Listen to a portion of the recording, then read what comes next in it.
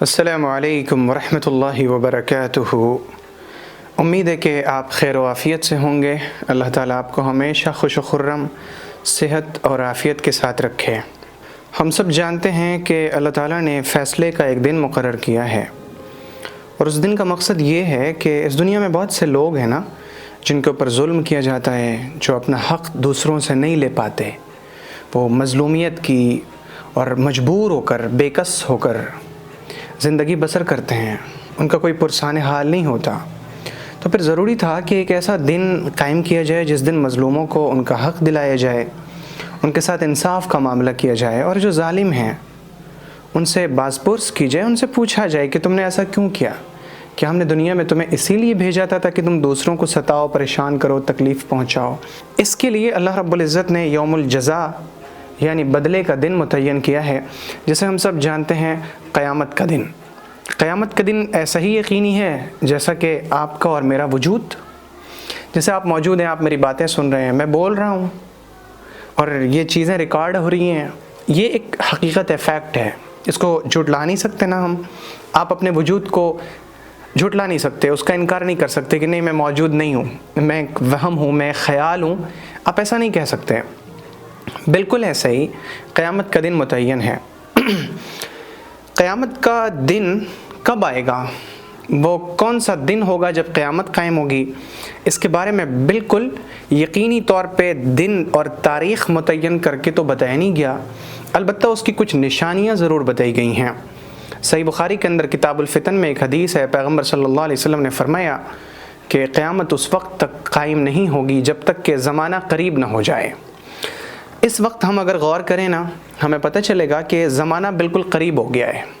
زمانہ کے قریب ہونے کے تین مفہوم لیے جا سکتے ہیں، تین مطلب لیے جا سکتے ہیں۔ ایک تو یہ کہ سال ایسے گزر رہے ہیں جیسے مہینے، اور مہینے ایسے گزر رہے ہیں جیسے ہفتے، اور ہفتے ایسے گزر رہے ہیں جیسے دن، اور دن ایسے گزر رہے ہیں جیسے کہ گھنٹے، گھنٹے ایسے گزر رہے ہیں جیسے منٹ، اور منٹ ایسے گزر رہے ہیں جیسے سیکنڈ۔ یہ تو ایک تعبیر ہے، ایک مطلب ہے اس کا، اور معاملہ یہی ہے۔ آپ دیکھیں نا کہ کیسے ایک سال گزر گیا، پتہ تک نہیں چلا۔ ہم کل 2024 میں تھے، اب 2025 میں ہیں، اور ابھی کچھ ہی دن گزریں گے کہ ہم 2026 کو پہنچ جائیں گے، اگر اللہ نے چاہا انشاءاللہ زندگی رہی تو ایک تو یہ مطلب ہے کہ زمانہ قریب ہو جائے گا، یعنی وقت انتہائی تیزی کے ساتھ کٹے گا۔ دوسرا مطلب اس کا یہ ہے کہ زمانہ قریب ہو جائے گا یعنی فاصلے سمٹ جائیں گے۔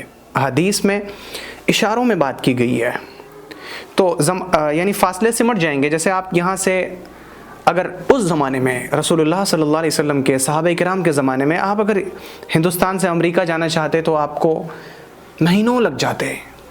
آپ خشکی کا سفر کرتے یا سمندر کا سفر کرتے، آپ کو مہینوں لگ جاتے امریکہ پہنچنے میں، لیکن ابھی آپ سیم ڈے میں امریکہ پہنچ سکتے ہیں، اسی دن آپ چاہیں واپسی کا سفر شروع کر سکتے ہیں۔ یہ فاصلے سمٹ گئے ہیں، دنیا ایسے ہو گئی ہے جیسے کوئی گاؤں، ایک گاؤں میں جیسے لوگ صبح یہاں سے وہاں جاتے ہیں، شام میں واپس آ جاتے ہیں، بالکل ایسے ہی فاصلے سمٹ گئے ہیں۔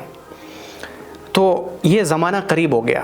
اس کا تیسرا مطلب علماء بتاتے ہیں کہ تیسرا مفہوم اس کا جو لیا جا سکتا ہے وہ یہ، زمانہ قریب ہو جائے گا یعنی خبریں ایک دوسرے کو ایسے ملیں گی جیسے کہ بہت قریب سے خبر مل رہی ہو۔